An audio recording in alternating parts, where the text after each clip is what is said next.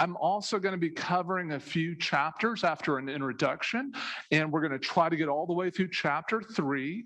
And so because of that, we're going to move at a respectable pace this evening. And as we're doing that and we get to the end, I will stay after and answer questions. I will stay until one of two things happens. You run out of questions, or my beautiful bride, Laura Morgan, tells me, Brad, it's time to go home, right? And I will. But again, did I mention that 1 Samuel and 2 Samuel are my favorite book in the Bible, right? I love them and want to dig all into them and are willing to do that. And so willing to kind of go through that. And so if you're on Zoom right now, or whoever's on Zoom, can you mute Zoom? Because I'm getting some feedback out of it. And so there we go. Thank you very much. And so as we're going there, I want to let you know part of why I love 1 Samuel so much is because it's going to build to a part that we're going to read where it's going to get to a point of fevered pitch and excitement. God is literally going to tell a little boy these words. He's going to say, see, I am about to do something that will make both ears of people tingle. Tingle. Oh, don't you want your ears to tingle tonight? Wow. Both ears are going to tingle. I mean, are you old enough to remember shows like Dallas or Dynasty? Does anybody, which one, did you have a favorite, right? I grew up in Texas, so like Dallas was my favorite. Who Shot JR? Anybody remember that, right? But some people like Falcon Crest, all those Californians, they got up late. You know, what did they know, right? And then they had Dynasty and all that stuff, right? I mean, those were great shows, right? Well, I know, so you're younger, right? You want to see like Pretty Little Liars or Game of Thrones, you know, these more modern shows. But they talk about the messiness of people's lives and how lies and power and sex and politics get in the way of life. I promise you, if teenagers today knew what was in 1 and 2 Samuel, they would all be reading bootleg copies of it, right? We are going to talk about things you didn't know that David did and said that are a little bit problematic. Okay? And if that's going to get in the way of your faith, please, please, please don't let it do that. Okay? But we're going to jump off into real life. And the great thing about the Bible is it meets us as we are in the midst of our human mess and reminds us that God is involved and engaged in all of our parts of life. We make a mistake when we lean in on a purely pious reading of Samuel and try to pretend like certain parts aren't in there, like the incident with Bathsheba, the witch of Endor, the epic battles, the pillow talk. There's pillow talk in it, or the heroic deeds and more. But I call this a teaser where I come from. If I don't have you interested in getting your ears to tingle and what's going to come next, I don't know how to tempt you into reading this great book of the Bible and learning more about what God did. Because tonight we're going to learn about how the faith of a woman changed the world forever, and how her unrelenting faith became the bedrock and continuation of a faith that started in the beginning and continues on to the end. It literally begins the promise that will become known as the messianic promise of the hope that indeed Israel will have a Messiah, all because she wouldn't give up on God, even when everyone else had quit paying attention. And I wonder if her faith isn't something needed in times like these. So we're going to open in prayer, and then I'm going to give some what I call background music. Now, I know that once upon a time, I actually have pulled out my iPhone and played some real music for y'all, and I may do that again from time to time. But when I say background music, usually I'm telling you just a few little stories. I'm trying not to say backstory or all that, because if I say history, right, some people will run for the door, okay? But I need to give you just a few kind of things that would have been known by people as they read this. There's a lot of it that as we read it together, it's just going to jump off the page to you, and you're going to be like, wow, it's a riveting human drama. But there'll be just a few things I'm going to touch on that will be helpful to us as we begin. But let's, as always, go to God and start in prayer. Let us pray.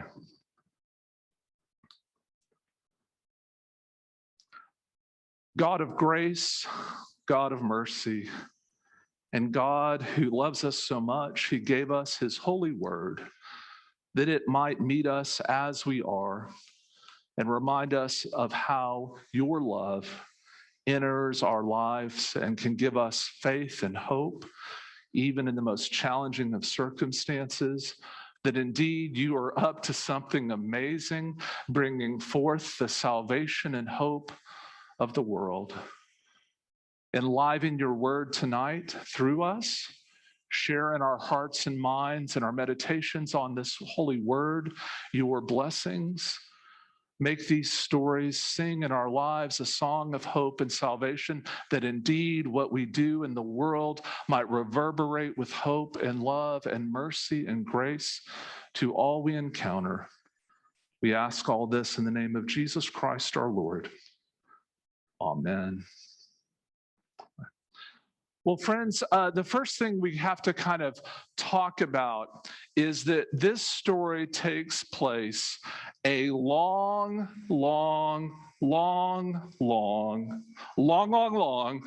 time ago. All right, now I know for those of you who went with us through Amos, we talked about a long time ago, right? About 6 centuries before Jesus. This story takes place, the parts we're going to read through together in our time here, anywhere from 900 years before Jesus to 1,200 years before Jesus, depending on which source you want to look at. All right, now, regrettably, the dating gets kind of fuzzy and difficult. There are 2 clear dates we know in the history of Israel about that time. The 2 dates are 722, when the Assyrians come into the northern kingdom, and 586, when the Babylonians invade and finally conquer and take off all the people to captivity. Okay? But the challenge we have when going much further back than that is it's a long time ago. I mean, think about it. We're talking about 1,000 years before Jesus. So can anyone name a top 40 song from 1,000 years ago, from 1021 AD? Anybody? Best guess. It wasn't Mozart. He hadn't been born yet. I don't even know. I mean, St. Anselm isn't even here. I think we were getting, right? Had Thomas Aquinas. I mean, we're getting way back. 1,000 AD is a long time ago. So, yeah, and then we're going, oh no, I'm just trying to go 1,000 years back. So if you're sitting at Jesus's time, trying to look back 1,000 years, how far do you go, right? Not to mention that the stuff gets written down and really put together in the form we have it in 586. Okay, in the Babylonian captivity, in that period when all these documents are brought to one place. There's a story that's there, but we don't know how much is kind of written at that time, how much is being edited, how much is being spliced together. We know that the form we have it in comes out of 586. But what it looked like before that, we don't really know. And what we know is it was a long time before that, right? The dates are going to boggle your mind. We're going to talk about a place called Shiloh. Shiloh. Have you heard of Shiloh? Now, you Civil War buffs, don't be going and thinking you're talking about the Battle of Shiloh, right? We're talking about, it's not Bull Run, okay? We're talking about Shiloh, the place where worship happened at the Tabernacle. And you're going to learn a little bit about that as we kind of go through this. And this place of Shiloh, they worshiped there for 389 years. 389 years. Real quick, how old is the United States? About 250, right? I mean, I remember the bicentennial. You know, they had me parade down in preschool, right? 1976, and I held a flag, and they had a drum and all that. I was the only one big enough to hold the flag. So I got that job. I remember does anybody remember the sesquicentennial of Texas, the 150th, right? Had to learn what that meant when I was in 5th grade, right? But to think about that, 389 years of worship going on at this one spot. Some years they did it very well and were incredibly faithful. Other years, it kind of ebbed and flowed, not so much. They weren't always as good in their rituals. We're going to hear tonight about a really dark and bad time when they weren't really doing some of the things they should be doing. Okay, and you're going to hear about 2 boys that were particularly bad, right? So the other thing to remember is that this is happening early enough in the history of the people of Israel that they still have the physical remnants of the 10 commandments. I mean, did you hear what I said? I mean, whoa. They have shards of the 10 commandments. Now, you remember why they got broken up, right? Moses had gone up the mountain to be with God, to get God's law and word. The people down the mountain, right? The brother that Moses had asked for to come along with him had done such a great job that while he was up the mountain for just a few days, right? I mean, remember, he had already let them out of all the plagues. They'd had the staff. They had done all these things to Pharaoh. They'd gotten free and wiped out the whole Egyptian army. Okay? But they couldn't even wait a couple of days for Moses to come back down the mountain. And what happens? They have a party around a cow. You would have think they were at the University of Texas dancing with Bevo. It was Bevo Boulevard, right? I mean, they're losing it there. So what happens, right?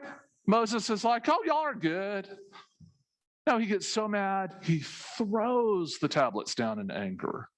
And he slays a bunch of them. And there's a whole story that happens. But basically what happens is God orders them to collect them and build a covenant, an ark, to remind them of always that God's covenant is still with the people of Israel. And that ark is at Shiloh. Okay? And that ark is at Shiloh in something that looks like what's on the bottom of the piece of paper I gave you. You're going to kind of need that information. All right, and you see how, for those of you that are at home, we're collecting who you are so I could email this document to you in the next few days. I do apologize about not knowing before who to send the email to, but basically what you'll see is if you look up the tabernacle, that's what we're talking about. If you want a detailed description, you can find it in Genesis 25 through 30.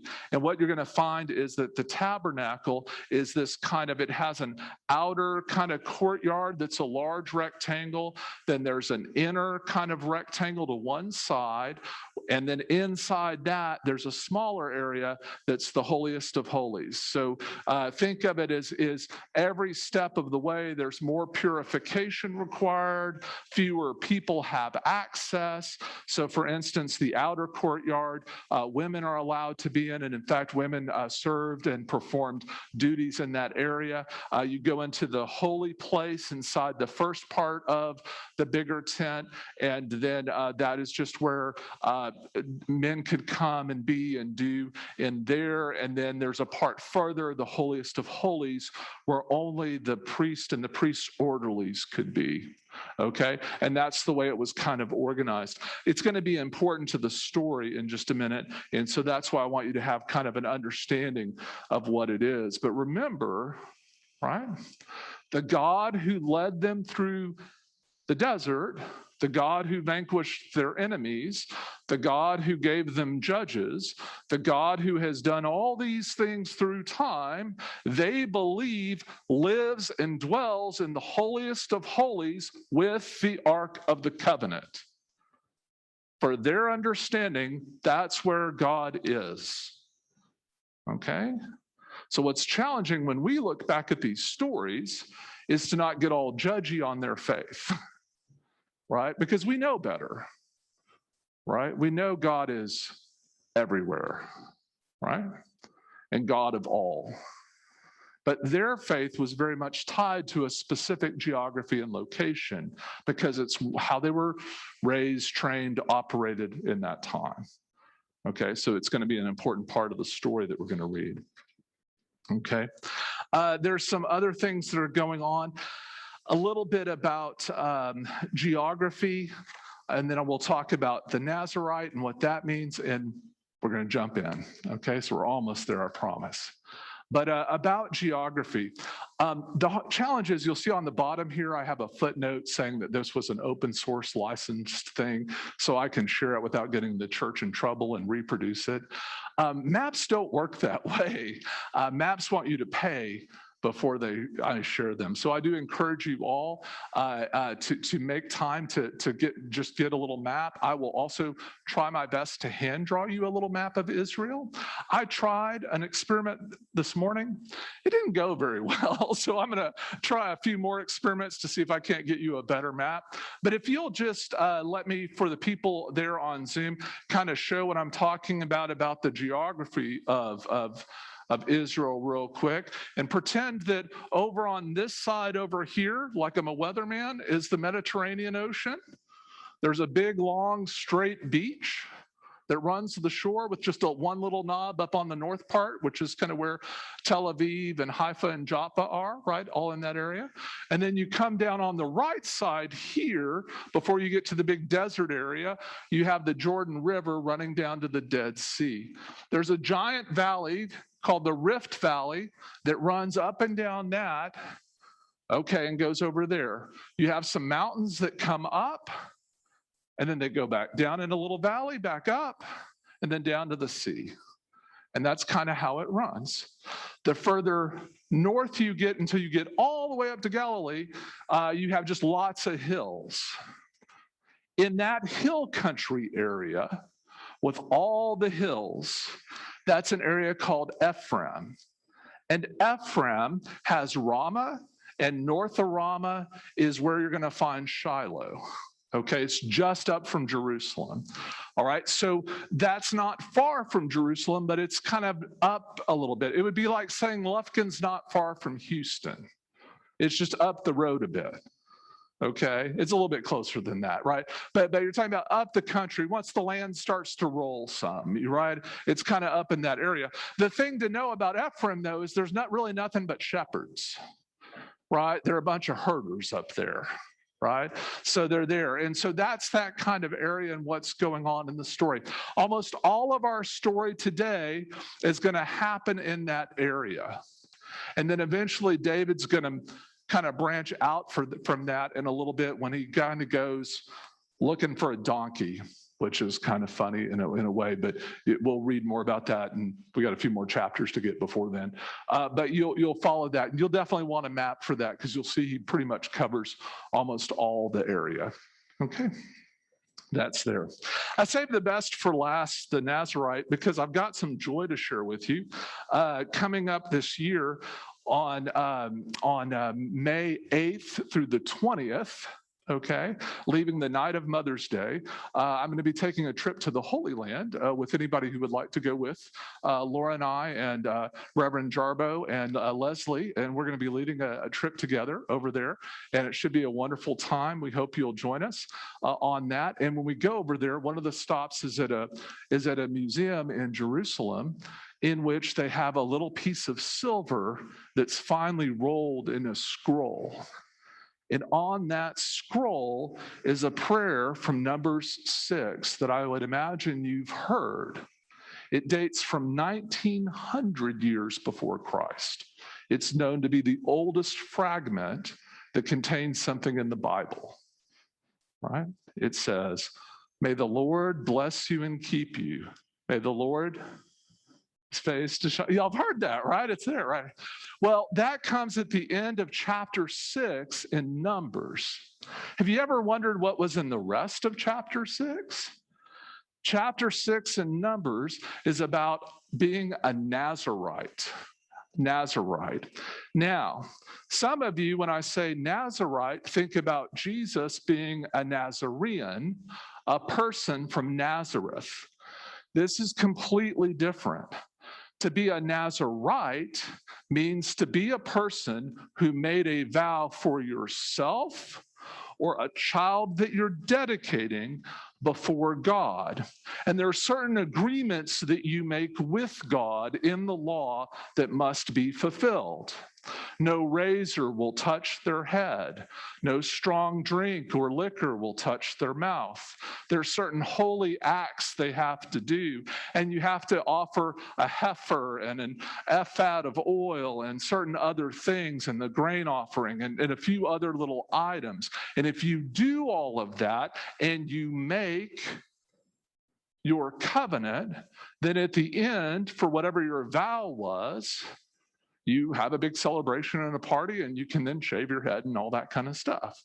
Now, you're going to say, well, Pastor Brad, I've been a Methodist all my life, and I've never heard of a Nazarite, right? Yeah, you have. Yeah, you have. There was this guy known for his strength, tempted by a woman named Delilah, right? He looked like Fabio with that beautiful hair, right? And the hair was his strength, right? He was a Nazarite, right? He was a Nazarite, right out of the book, right out of Numbers 6, following the law. And the story's about him, right? There are others in Holy Scripture who do that, right? But there's going to be one really important one coming up. So I just want to have you prepped, okay? That's a lot of different things, but I hope what I just did for you in a really rapid succession is I'm trying to put a lot of ingredients out for you, like this is a cooking show. And now we're about to put it all together and get it in the oven. Okay, any questions about the ingredients? All right, let's jump on in. Any questions online? All right, let's jump on in. So now, we're going to look at 1 Samuel chapter 1, verse 1, then we're going to walk for a little while and see how far we get. It says, there was a certain man of Ramathaim, a Zephite from the hill country of Ephraim, whose name was Elkanah, son of Jeroham, son of Elihu, son of Tohu, son of Zuph, an Ephraimite. Okay? It's interesting. So Elkanah, and I call him Elkie. Laura gets on to me about that, but I always call the boy Elkie just because it's easier to say than Elkanah, where I came from. But old Elkie there, Elkie's a dude with a past. I mean, think about how many of you can go back, 4 or 5 generations? Well, I know, genealogy.com, y'all can all do that now, right? But I mean, it's a big deal to know and have that kind of sense of self. Think about it in a time before computers, how many people knew all the people that went into who they were. He's a person with a past, right? We're told he had 2 wives. The name of the one was Hannah, and the name of the other was Peninnah. Peninnah had children, but Hannah had no children. Okay? And instantly we should be sad for Hannah, right? Because Elkie has no future with her, even though he had a past, right? You see the discord in the text. Now, I think it's important here to note that we do not share a 1,000 year before Christ sensibility in our faith understanding of people who suffer through the tragedy of infertility, right? I'm going to be speaking today about how the text sees it as a matter of faithfulness and God's action in it. But please don't confuse that for how God thinks about fertility. I've already mentioned other ways I think that their understanding of God is very limited by the time in which they lived. I think that's also true in this particular instance, okay? But to understand the story means we need to understand why would everyone who heard this at that time have been sad, okay? So I just want to speak out of that, okay, and be clear. So having no children meant that very likely she was, and I'm sorry to break your, I mean, remember, I'm just reporting the history. I'm not an advocate for it, okay? Women at this time had no rights, no status, no property. They were property, okay? Her inability to have children meant he could leave her and she would be destitute on the street with no recourse. It's a tragedy when this is here. So it's really kind of heartbreaking. But there's some good news. Now, this man used to go up year by year from his town to worship and to sacrifice to the Lord of hosts at Shiloh, where the sons of Eli, Hophni and Phinehas, were priests of the Lord. And if you want, every time I say Hophni and Phinehas, if you want to boo, go ahead. All right, so can y'all practice that? Hophni and Phinehas. Yeah, they're bad people. You're going to read it. The text will tell us. They're so bad, they get mentioned as being bad in Chronicles as well. Like, think about how bad you have to be rated double bad, where you get mentioned twice badly in the Bible. Like, that's bad.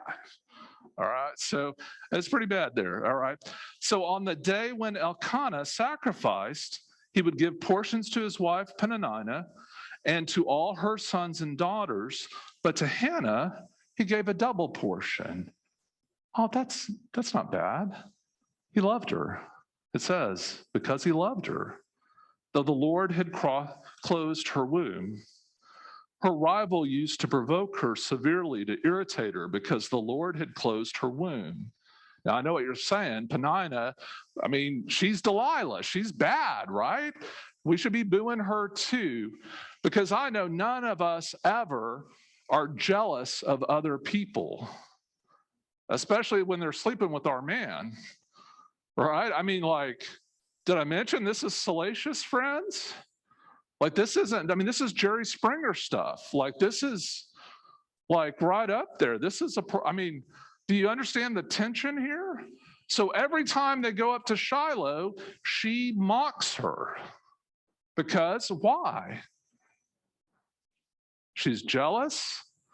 And here I give him children and everything he needs, and his future's with me. Why is he still in love with her? Like, you see the tension and the problem?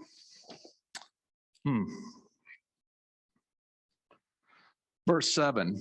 So it went on year by year. As often as she went up to the house of the Lord, she used to provoke her. Therefore Hannah wept and would not eat.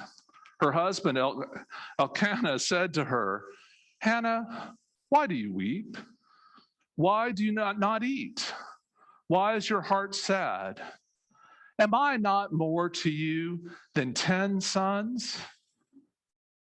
That is the ultimate dude statement I have ever heard. Oh my goodness. Are you kidding me? Are you kidding me? I'm enough for you. You don't need anybody but me. I mean, really? Oh man, that's bad. I'm not going to say anymore. My wife is here. I'm going to behave. Right? Verse 9. After they had eaten and drunk at Shiloh, Hannah rose and presented herself before the Lord. Now Eli, the priest, was sitting on the seat before the doorpost of the temple of the Lord, right? So if you want to look at your diagram, you can see where that door is to that inner rectangle. For those of you at home who can't see that, on the tabernacle part inside of the outer fence, when you go into the tabernacle, there was a place that was held up, and it was that edge of where a woman could go. It was literally the closest that Hannah could get to where she thought the presence of God was. It's as close as she can possibly get. And in verse 10, she was deeply distressed and prayed to the Lord and wept bitterly. She made this vow, O Lord of hosts, if only you will look on the misery of your servant and remember me and not forget your servant, but will give to your servant a male child, then I will set him before you as a Nazarite until the day of his death. He shall drink neither wine nor intoxicants, and no razor shall touch his head. As she continued praying before the Lord, Eli observed her mouth, right? Who's Eli, right? He's the chief priest. They're watching what's going on. Hannah was praying silently. Only her lips moved, but her voice was not heard. Therefore, Eli thought she was drunk. So Eli said to her, how long will you make a drunken spectacle of yourself? Put away your wine. Shame on Eli. Shame on Eli. I mean, I know that in those days, the word of the Lord was rare. The text is going to tell us that. And visions of the Lord were rare. But he was so lost, he could not recognize the faithful prayer of a woman in his midst. His sons had gotten so bad and so much trouble in what they were doing that he thought they were some of the women that they're going to be found to be sleeping with later, getting drunk and putting there in the temple space. Horrific. That's why you're booing them, by the way, right? It's horrible. But she gets his attention. Listen to the faith of Hannah. Because sometimes faith means you have to speak out. But Hannah answered, no, my Lord, I am a woman deeply troubled. I have drunk neither wine nor strong drink, but I have been pouring out my soul before the Lord. Do not regard your servant as a worthless woman, for I have been speaking out of my great anxiety and vexation all this time. And in verse 17, after she just rebuked him, the chief priest she rebuked and corrected. That's punishable offense, right? Then Eli answered, go in peace. The God of Israel grant the petition you have made to him. And she said, let your servant find favor in your sight.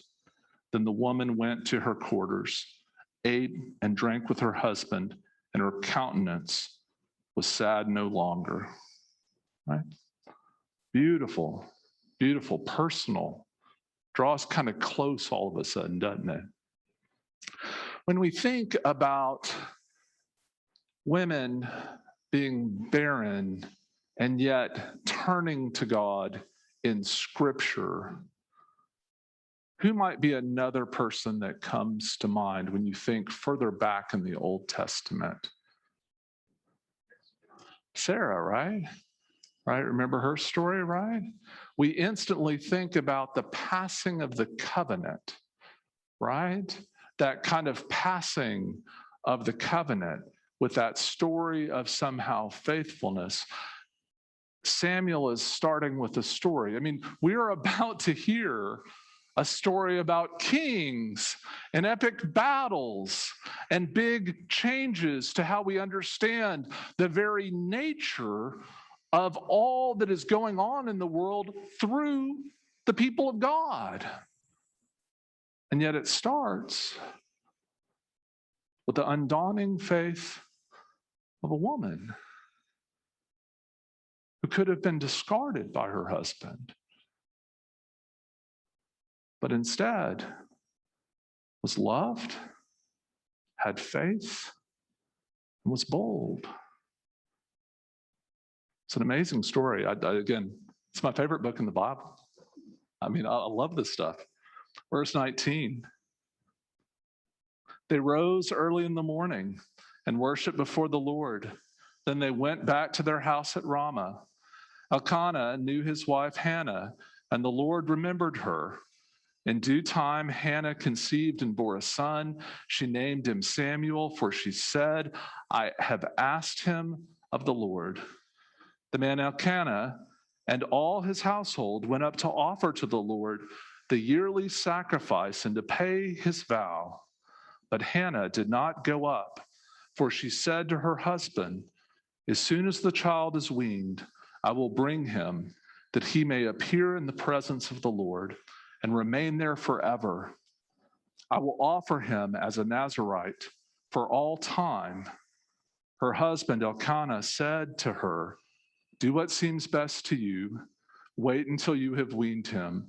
Only may the Lord establish his word. Elkanah's maybe a little more redeemable than just, he's a little bit of a dude, you know. Am I not more than enough for you? But he kind of makes up for it on the back end with some faithfulness, being more than his desire. So the woman remained and nursed her son until she weaned him. When she had weaned him, here I'm in verse 24, she took him up with her, along with a 3-year-old bull and an ephah of flour and a skin of wine. She brought him to the house of the Lord at Shiloh, and the child was young. Then they slaughtered the bull, and they brought the child to Eli. And she said, O my Lord, as you live, my Lord, I am the woman who was standing here in your presence, praying to the Lord. For this child I prayed, and the Lord has granted me the petition that I made to him. Therefore I have lent him to the Lord. As long as he lives, he is given to the Lord. Right. You know, those items there, I think I'd mentioned that those are those items required for the proper sacrifice for a Nazarite. You can find that in Numbers chapter 6. It fulfilled what was needed. I can't fathom the tears of both joy at God and the fear and sadness of saying goodbye to a 3-year-old child at the same time.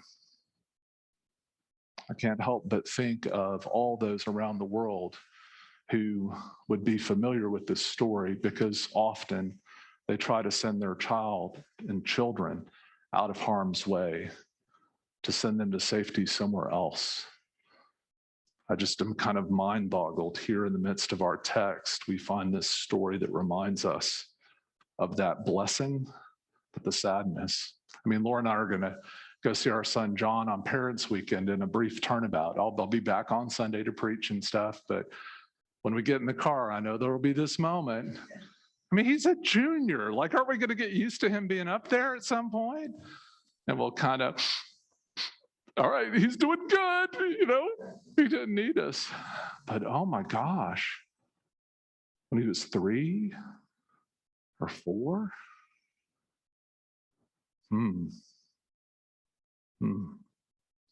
In our Bible, we often look back at Abraham with Isaac as a sign of faithfulness. I would encourage us not to forget how God's head was turned by Hannah, willing to give this love sacrifice of a man whose life would be raised by the Lord and would indeed change the world. For there would be no understanding of the Messiah.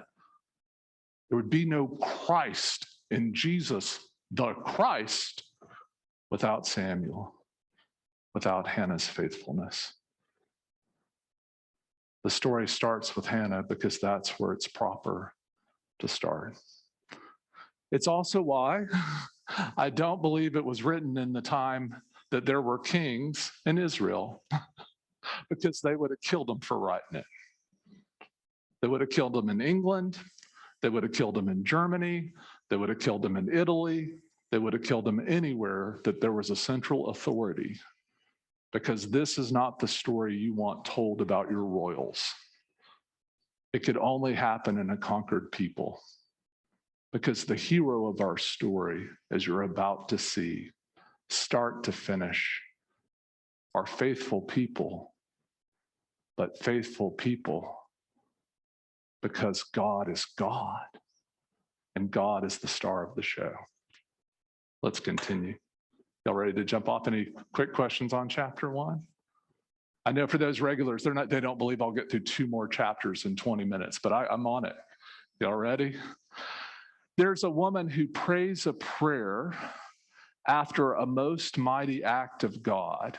An angel appears to her in Nazareth, right, to tell her that she is with child. And she says, but how can this be? Because I am but a girl. It's a place we'll stop on our trip. Her name is what? Mary, right? And when she finds out, she sings a song, right? Do you remember? Right? It's based off of this song we're about to hear. There's a sister of Moses, right? After they're delivered across the Red Sea, they get up on the other side, the waters close, the Egyptians are drowned. And she does what? She sings a song. You hear Pastor Brad talking about all the time our care and our attention to the widow, the orphan, and the stranger, and looking out for and caring for and ministering to those that others leave out. It's because that's what the Bible tells us and what these songs call us to day in, day out. Okay, so again, let's hear this beautiful song. It's in Hannah chapter, in Samuel chapter 2, verse 1. Hannah prays this beautiful prayer. She prayed and said, my heart exults in the Lord. My strength is exalted in my God.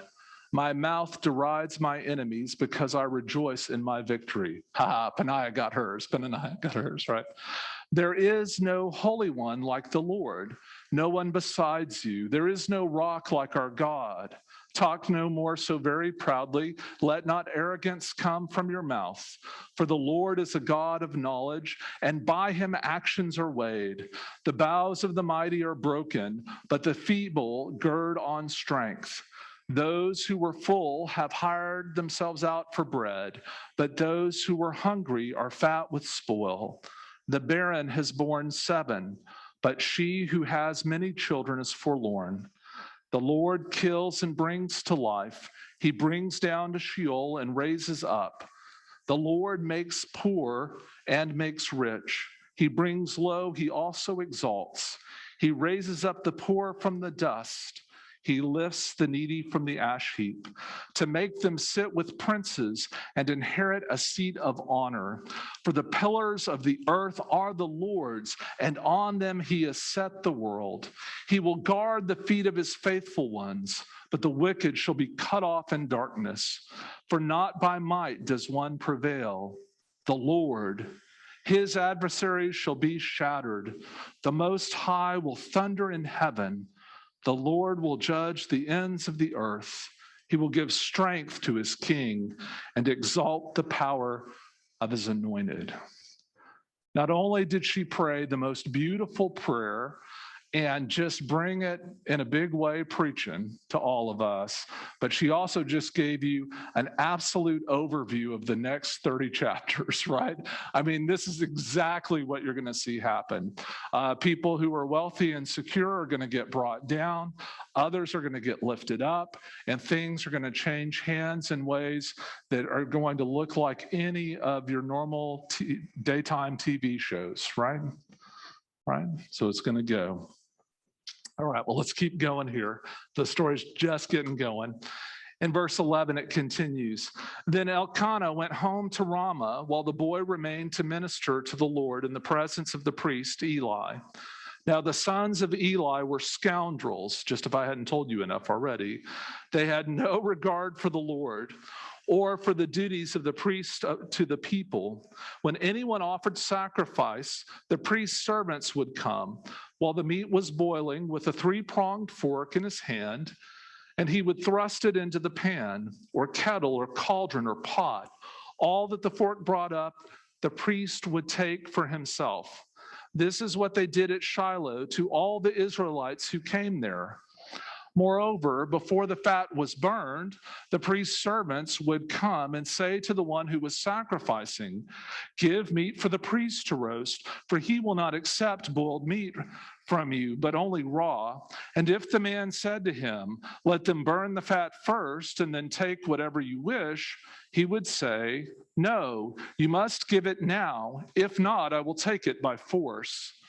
Thus, the sin of the young men was very great in the sight of the Lord, for they treated the offerings of the Lord with contempt.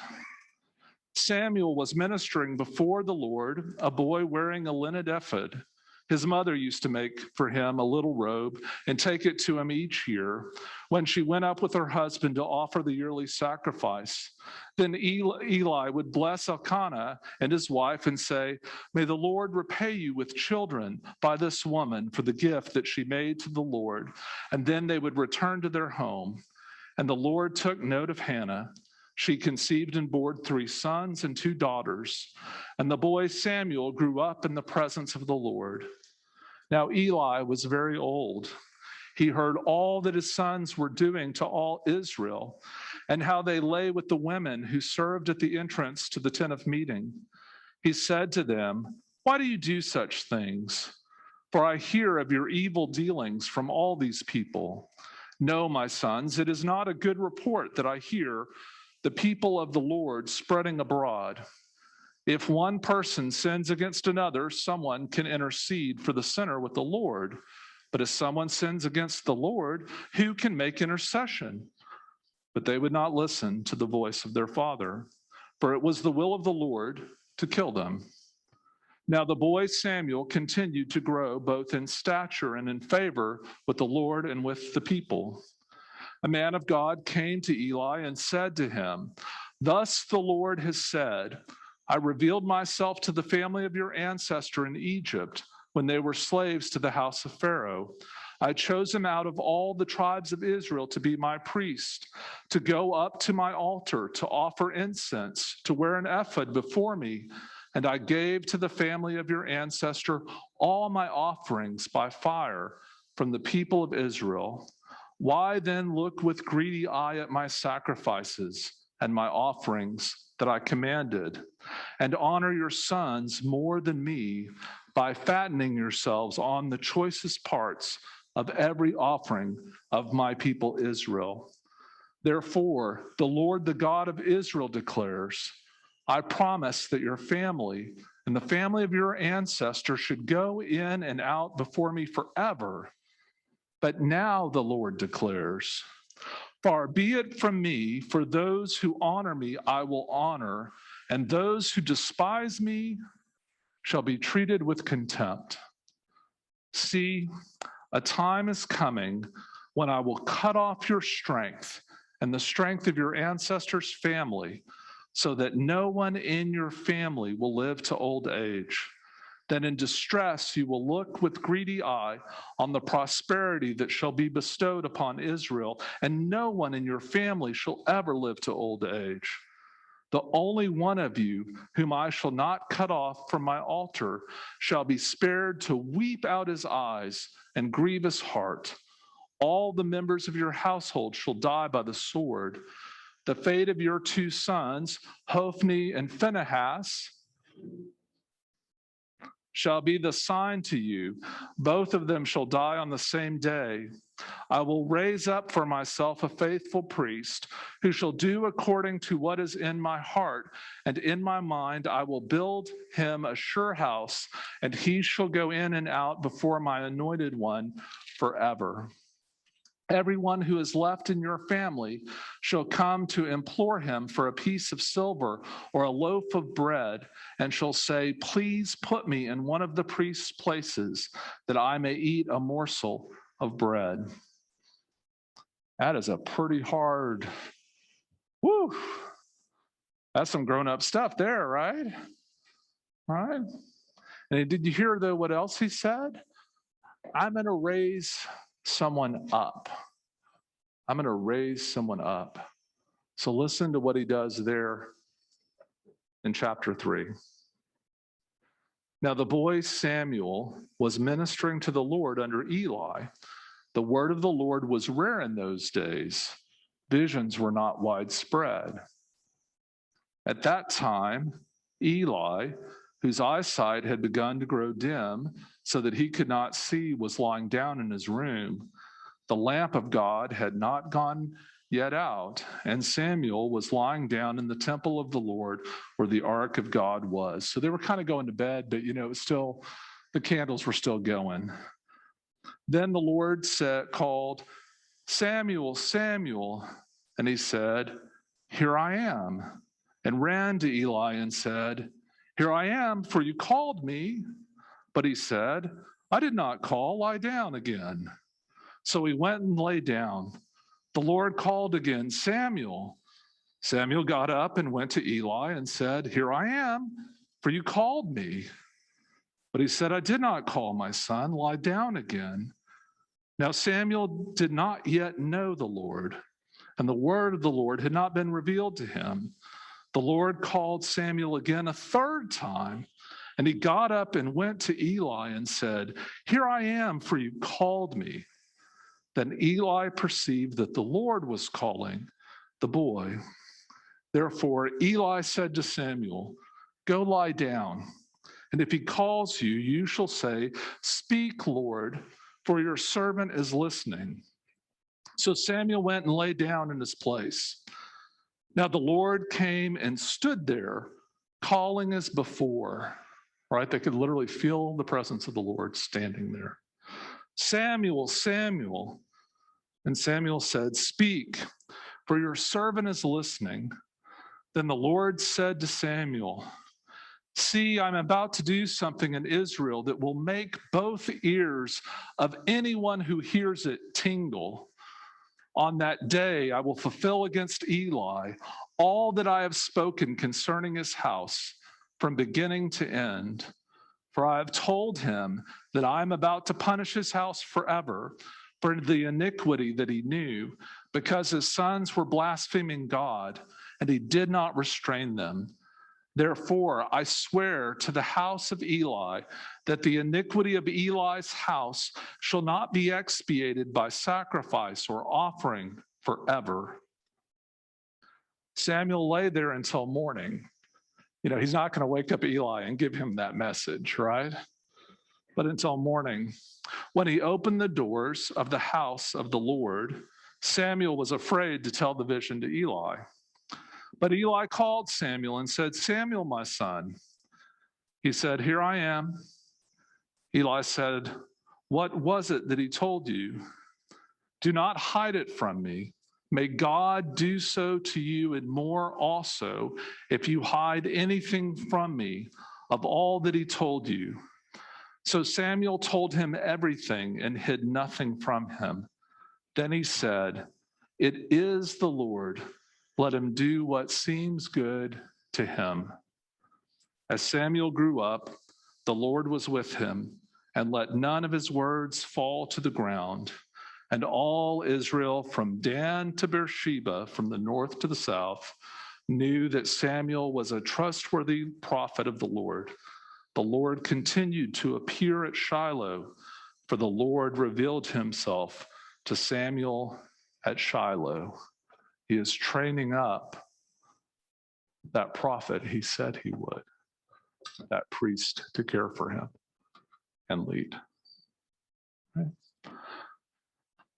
That's a lot, right? It's kind of densely packed, but I hope I tried to set the kind of things you needed to know so that when we read it, you see how it kind of flows together narratively. I mean, it reads a story. It's not, you don't need like a PhD or a doctorate to understand that. You just need a little kind of help on some of those background things to kind of make sense of what it's saying in those items, because the whole Nazarite thing is a big part of the story, right? It kind of matters in there. So, again, how do we understand that? So I think that the first logical question out of that would be, oh my gosh, can God cut me off? Right? Did anybody think that when they were hearing that, right? And so I would say, we're in a different time, but we're also living after Jesus gave his life for our sin. And so we have a different understanding of what grace is. I have office hours. If you're worried about that, come see me. Okay. And, but the short answer to that is no. There is nothing that you can do that can separate you from the love we have through Christ Jesus our Lord. Okay, so what's going on here? It's a little bit different in that at this time and place, what's being seen and understood is that these men, right, and this family were directly chosen by God to minister to the place where God would be, and they've blasphemed that. They've made a mess of it. They're not only stealing meat from people who came to make legitimate offerings, they're burning off the fat, and also too, the women that are there to serve and help, they're taking advantage of them. I mean, it's a bad setup all around, and it's just horrific. So it's the worst possible abuse scandal. It'd be on the front pages of the Chronicle. Like it's bad stuff, right? And so that's the issue going on here, and that's why we booed them, because they deserve to be booed still. Did I mention they're so bad that they get mentioned twice in the Bible in 2 different books to call them out for their wrongdoing and transgression? But one thing to note is whenever God's let down, God always raises somebody else up. Without a doubt. I've never seen it not happen that way. Right? Sometimes it's not who's expected, right? It's this little boy of a Zephite. Like, who's a Zephite? He's from Ephraim. Are you kidding me? He's not of the right family. How is he going to be the priest? It's an issue. All right. Well, any questions? I want to answer any questions. There should be a lot in there. If not, I'll have to start repeating questions from 10 a.m. Yeah. What do you got? Yeah, Gary? Would you make a comment or two more about why?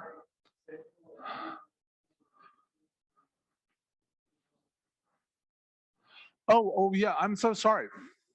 Yeah, and so the question Gary asked was, why would Samuel at 3 years old have been killed in any other area? I'm very, very sorry if I implied that Samuel would have been killed. I was saying the authors of the book of Samuel would have been killed for writing the book of Samuel. I'm saying that's why I would argue that it was not written as a book in the time of kings and having strong authority.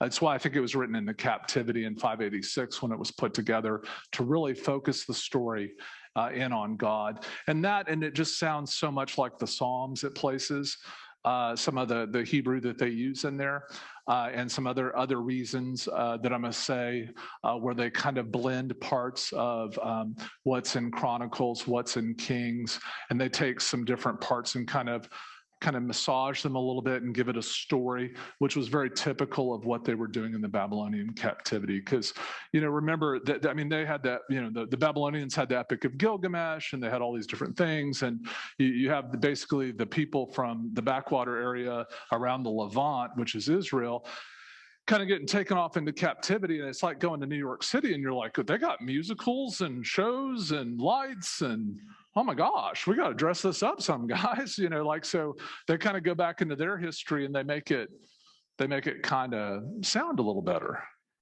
right? The other thing is it happens over, did I mention, a long, long period of time, right? There's some other theories. I don't know how much to subscribe to.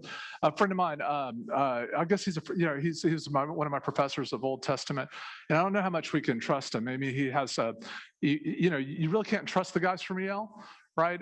He's got 6 graduate degrees and a bow tie, so he at least looks the part, And I would say that if he was here as an introduction, but he's Roy Heller, amazing professor and teacher, and one of the things, though, one of the theories he said, when we look back at archaeology, it's a bit like trying to figure out, we know that there were 2 early American presidents named Washington and Lincoln, and we don't know really a whole lot in between them.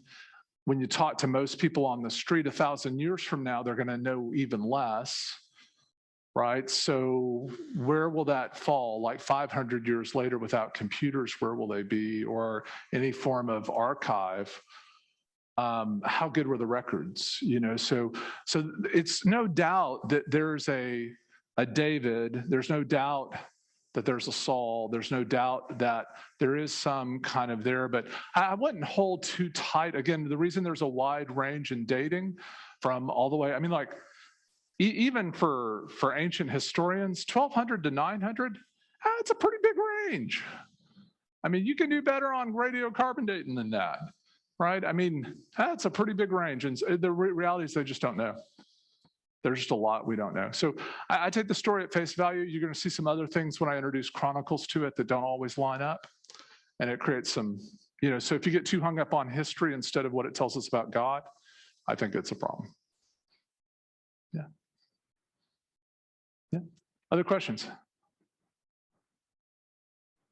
Yeah. Sons of Eli could be, aren't the priests all the way down up 3 times take meat from? Yeah, right. So there was nothing wrong with them taking meat. It was the way they took meat. They used a utensil that was not part of the prescribed two-pronged. You're supposed to use a two-pronged fork as prescribed by the law. And that's one thing. And then the second part was they're supposed to, it's kind of like barbecuing. They basically smoke the fat off first. And that's supposed to happen before you then boil it. It's part of the fragrant offering to the Lord. And them claiming that they should get it before that's done is a deep violation. And then we won't even go into the women. I mean, that's also a big part of the problem. They're not allowed to take advantage of the women that are working as servants. They're at the front of the place, right? That's a problem. So yeah, they're bad. That's what the Bible again says they're bad. Yeah, yeah, and it's when the Bible calls it out, it uses an economy of words. It doesn't go long, but when it says even a little, and it says that somebody's bad, that means they're really, really bad. Yeah, usually. Yeah, Michael. The emergence of the time that you're talking about, 1000 BC.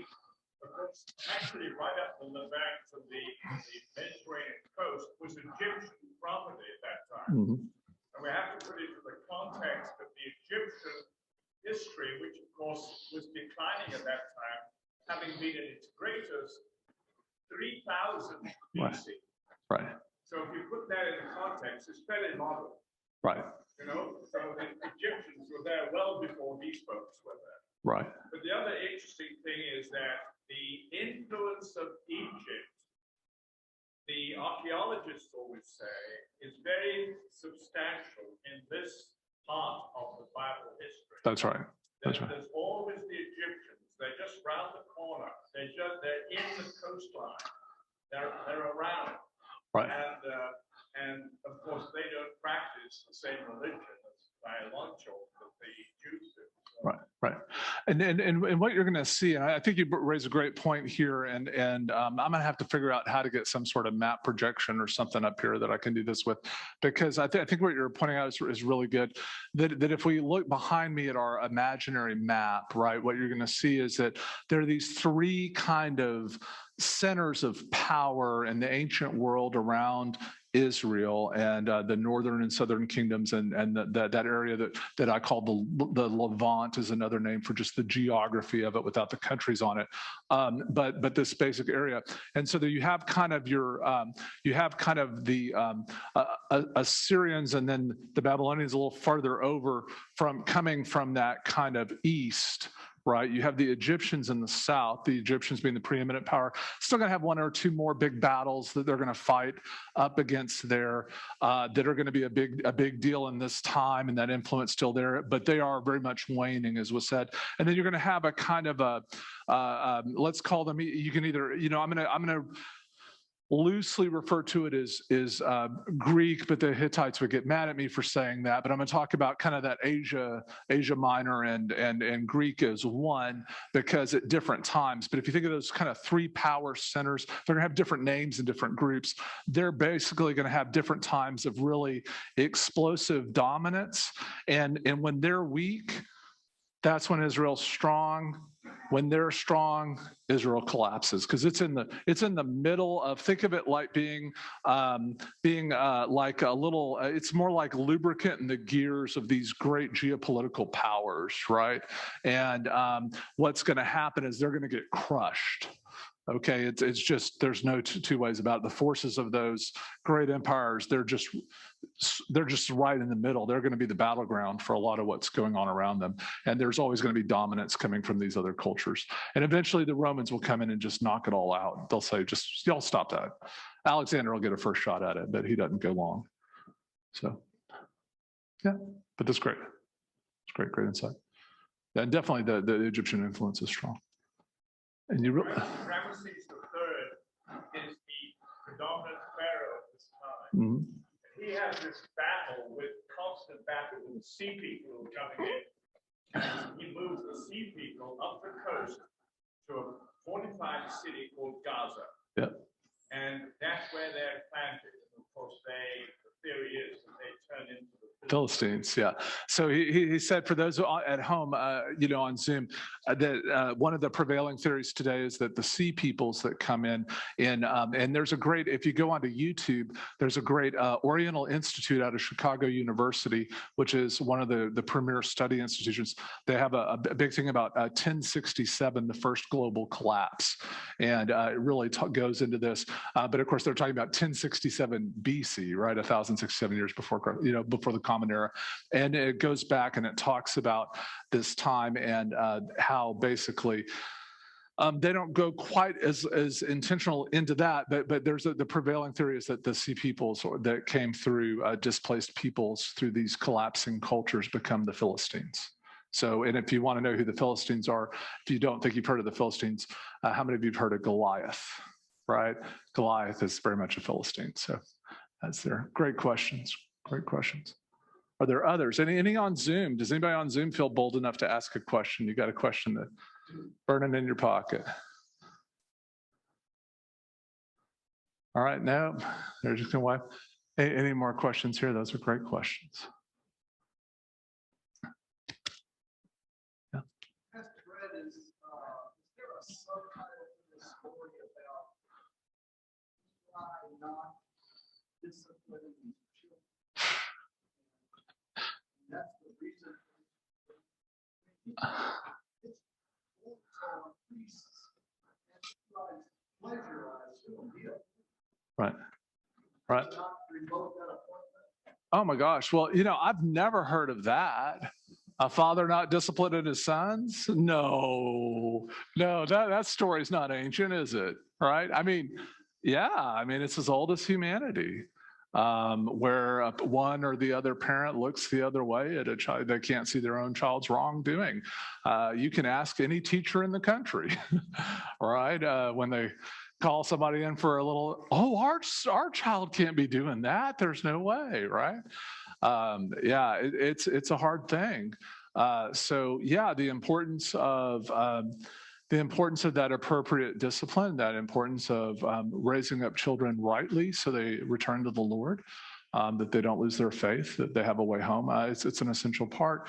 The other thing too to remember for the writers of Samuel, though, it's even a little bit more than that. These families that are being talked about, a promise had been given to a family, and therefore the family had the whole responsibility of maintaining the promise.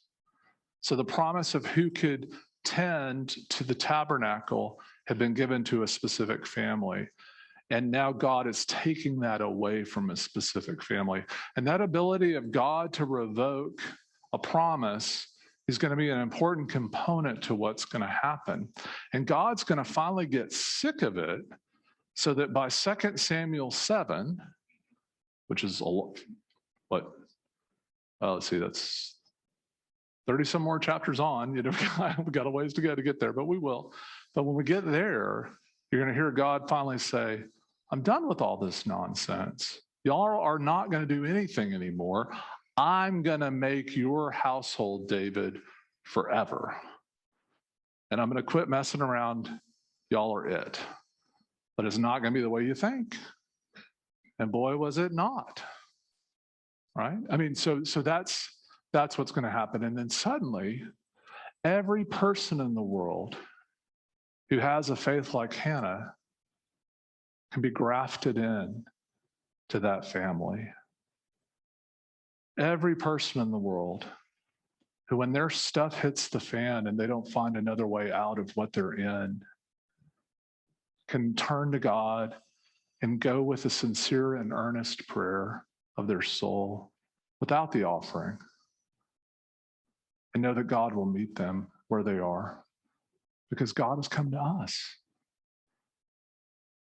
Again, it's the best book in the whole Bible.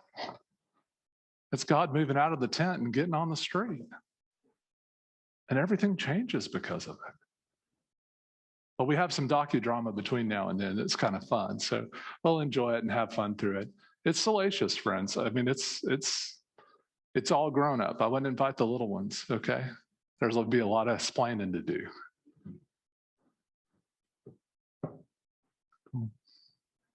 Yes, ma'am.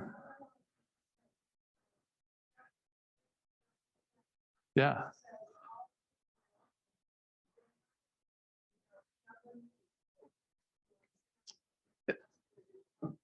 Yeah.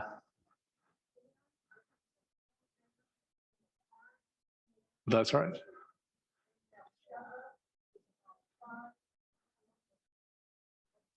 Oh, that's right.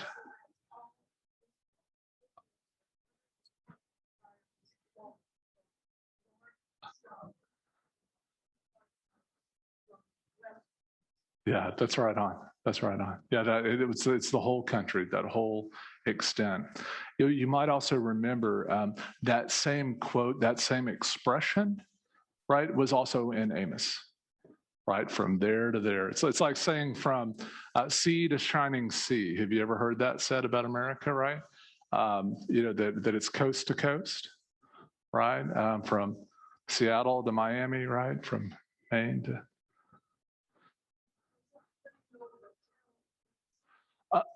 Sure.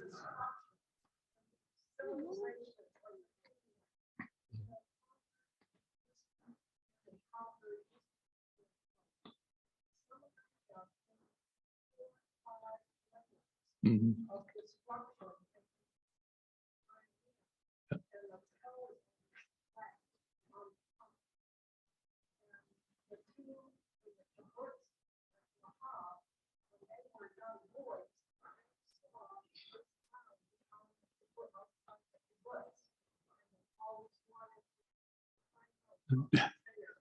So,